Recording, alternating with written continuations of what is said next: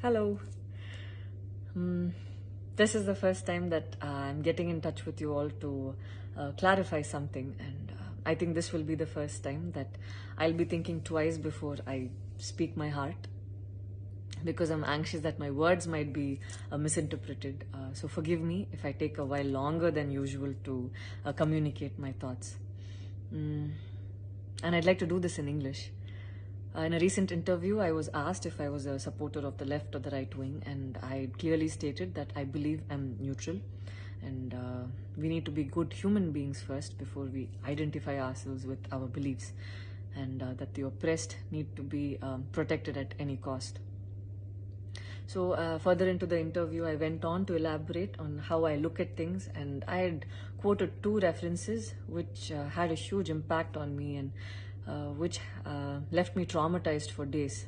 In fact, after I watched the film The Kashmir Files, I had the opportunity to speak with the director, and this was 3 months ago. I remember telling him that I was disturbed seeing the plight of the people at that time, and being someone that I am, I would never belittle tragedy like the genocide and the generations of people who are still affected by it.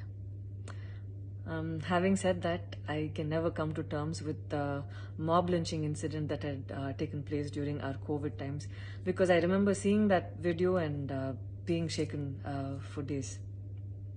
I believe that violence in any form is wrong, and violence in the name of any religion is a huge sin.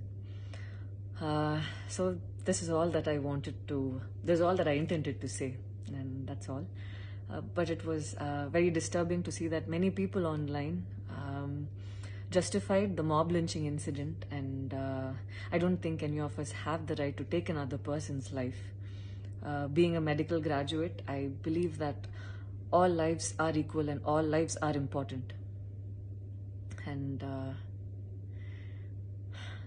I hope a day doesn't come when a child is born and he or she is scared of his or her identity. And I pray that we're not heading towards that, at least.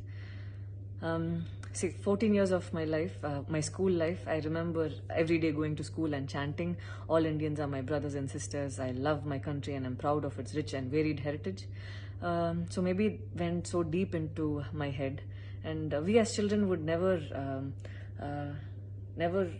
differentiated each other based on culture or caste or religion. So anytime I speak, it comes from a very neutral ground, and I was very surprised to see that whatever I had spoken was taken in a completely different way. And it was also very upsetting to see that a lot of prominent personalities and websites had carried a snippet from the previous interview that I had given, even without seeing the complete interview or the genuinity behind what was said. I would like to take this opportunity to thank the people who stood by me the last few days, because I remember feeling so alone and conflicted, wondering what I did wrong, and it was heartwarming to see that a lot of people raised their voice in support of me, and I felt like they knew me for who I am. So thank you so much for making me feel like I wasn't alone. So I wish you all happiness, peace, and love. Thank you so much.